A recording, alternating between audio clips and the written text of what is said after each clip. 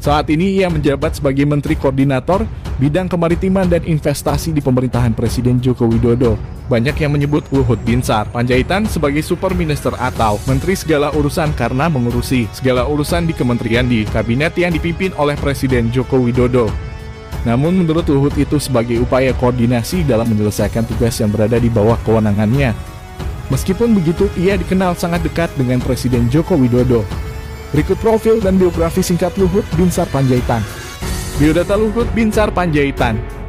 Nama Jenderal TNI, Born. Luhut Binsar Panjaitan M.P. Lahir Toba Samosir, Sumatera Utara, 28 September 1947, agama Kristen, orang tua Bonar Panjaitan. Ayah, Siti Frida Naiborhu. Ibu, istri Devi Simatupang, anak Paulus Panjaitan, Paulina Panjaitan, Kri Panjaitan, David Panjaitan. Biografi Luhut Binsar Panjaitan. Luhut Binsar Panjaitan dilahirkan pada tanggal 28 September 1947 di Toba Samosir, Sumatera Utara. Ia merupakan anak pertama dari 5 orang bersaudara. Ayahnya bernama Bonar Panjaitan dan ibunya bernama Siti Frida Naiborhu. Masa kecil Luhut Binsar Panjaitan. Masa kecil Luhut Binsar Panjaitan bisa dikatakan cukup sulit. Ia terlahir dari keluarga yang cukup miskin. Ayahnya, Bonar Panjaitan, hanya bekerja sebagai seorang supir sopir bus antar kota antar provinsi (AKAP) dengan penghasilan yang pas-pasan. Sementara ibunya, Siti Frida Naiborhu, walaupun tidak tamat SD, namun ia mengajarkan Luhut dan saudara-saudaranya untuk selalu bekerja keras dan jujur. Dalam biografi Luhut Binsar Panjaitan seperti yang ia ceritakan bahwa di usia 3 tahun, Luhut beserta keluarganya kemudian merantau ke Pekanbaru, Riau dan tinggal di wilayah Rumbai. Di sana ayahnya bekerja di perusahaan minyak dan gas yakni Caltex yang kini bernama Chevron. Riwayat pendidikan Luhut Binsar Panjaitan. Karena ayahnya merupakan karyawan Caltex, maka ia memasukkan Luhut Binsar Panjaitan ke SD Yayasan Cendana yang dimiliki oleh perusahaan minyak tersebut. Setelah lulus SD, ia melanjutkan pendidikannya di SMP Yayasan Cendana. Tamat dari SMP, ia memilih SMAN 1 Pekanbaru sebagai sekolahnya. Di SMA, ia pernah mewakili daerahnya ke PON, Pekan Olahraga Nasional, di Bandung, Jawa Barat melalui cabang renang. Namun orang tuanya kemudian memindahkan Luhut ke SMA Penaburan, Bandung karena nakal dan salah bergaul. Di Bandung ketika G30 PKI pecah, ia ikut menentang pemerintahan Orde Lama serta PKI melalui Kesatuan Aksi Pelajar Indonesia, KAPI. Masuk dalam dunia militer. Tahun 1967, ia diterima sebagai prajurit TNI melalui AKABRI, Akademi Angkatan Bersenjata Republik Indonesia. Ia lulus pada tahun 1970 sebagai lulusan terbaik dengan menerima penghargaan Adi Makayasa. Setahun berikutnya, ia berhasil menjadi lulusan terbaik dalam kursus dasar kecabangan infanteri, SOSSARCABIF, kursus komando dengan penghargaan Sangkur Perak Komando serta kursus lintas udara. Lulusan terbaik dengan meraih penghargaan trofi payung emas. 1971 tahun. Aktif di Kopassus, Korps Pasukan Khusus. Karir militer Luhut Binsar Panjaitan banyak dihabiskan di Kopassus, Korps Pasukan Khusus, Baret Merah yang dulu bernama PKAD. 1971, ia menjabat sebagai Komandan Peleton I atau A Grup 1 para Komando Kopassus. Ia juga beberapa kali dikirim untuk operasi militer seperti Operasi Seroja di Timur Timur dan pernah dikirim ke Mesir. Luhut dikenal sebagai pendiri sekaligus Komandan pertama Grup 181 atau Bultor, penanggulangan teroris, yang kini bernama Detasemen 81 Kopassus Anti Teror. Ia kala itu masih berpangkat mayor sementara Prabowo Subianto menjadi wakilnya di Kopassus. Ia juga pernah menjadi Komandan Grup 3 Kopassus yang memiliki spesialisasi intelijen tempur atau Combat Intel, serta counter-insurgency, kontra pemberontakan. Selain itu, ia juga pernah menjabat sebagai Komandan Pusat Kesenjataan Infanteri, Pusenif, serta pernah menjabat Komandan Pendidikan dan Latihan TNI Angkatan Darat. Ketika posisinya sebagai perwira menengah, ia banyak mengikuti kursus atau pelatihan militer di luar negeri, misalnya Counter Terrorism and Special Operations Corps di Jerman, US Army Airborne Pathfinder and Ranger Corps di Amerika Serikat, Training and Royal Army Special Air Service, SAS, Inggris, dan lain-lain. Di tahun 1993, ia menjadi Komandan Pusat Pendidikan Pasukan Khusus Kopassus.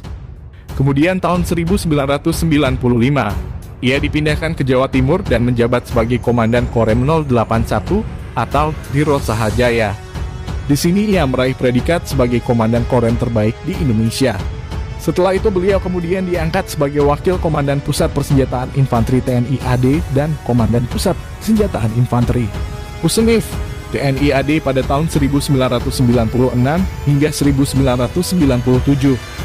Setelah itu ia mengemban tugas sebagai Komandan Pendidikan dan Latihan TNI Angkatan Darat, Kodiklat TNI AD dari 1997 hingga tahun 1998, di mana pangkatnya kala itu sebagai Letnan Jenderal TNI. Saat menjadi seorang perwira menengah, Luhut juga pernah dikirim bersekolah di National Defense University, Amerika Serikat dan kemudian mengambil gelar Masters in Public Administration di George Washington University, Amerika Serikat, menjadi duta besar hingga Menteri Perindustrian dan Perdagangan.